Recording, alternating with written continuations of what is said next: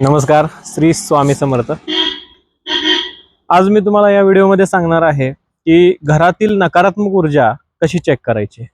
म्हणजे घरामध्ये क्लेश, आजारपण ह्या गोष्टी सतत जर होत असतील किंवा आर्थिकदृष्ट्या जर हानी होत असेल तर ह्याच्यामध्ये आपण कसं जाणून घ्यायचं की घरामध्ये निगेटिव्ह एनर्जी आपल्या किती पटीनं आपल्या घरामध्ये आलेली आहे किंवा आपण ती चेक कशी करायची हे सांगणार आहे। सगळ्यात आधी काय करायचं आहे आपण की एक 7 लवंग, म्हणजे लवंग घेत असताना ती फुलाची लवंग असावी, म्हणजे पूर्ण अशी असावी, तिला कुठेही भंग नसावा। तर ते 7 लवंग आपल्या तळ हातावरती ठेवायच्या आणि घरातल्या सगळ्या रूम मधून किंवा सगळ्या खोलीमधून, हॉलमधून वगैरे सगळ्या ठिकाणी फिरवून घ्यायचं आहे।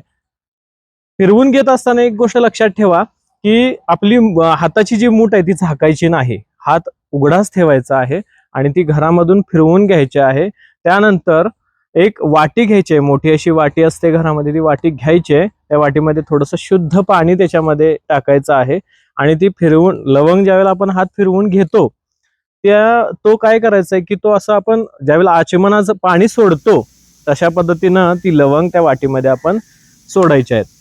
आणि त्यामध्ये जर समजा 2 पेक्षा अधिक जर लवंगा जर उभ्या राहिल्या, त्याच्यामध्ये उभ्या जर राहिल्या तर समजून जायचं की आपल्या घरामध्ये नकारात्मक ऊर्जा आलेली आहे। तर त्यावरती उपाय मी पुढील व्हिडिओमध्ये सांगणारच आहे। पण जर 7च्या 7 लवंग जर आडव्या जर दिसल्या आपल्याला तर आपण निश्चिंत राहावा की आपल्या घरामध्ये कोणत्याही प्रकारची निगेटिव्ह एनर्जी नाही, कोणताही त्रास जो होत आहे तो कोणत्या वेगळ्या उद्देशाने किंवा वेगळ्या मार्गातून होत आहे हे आपण जाणून घ्यायचं आहे।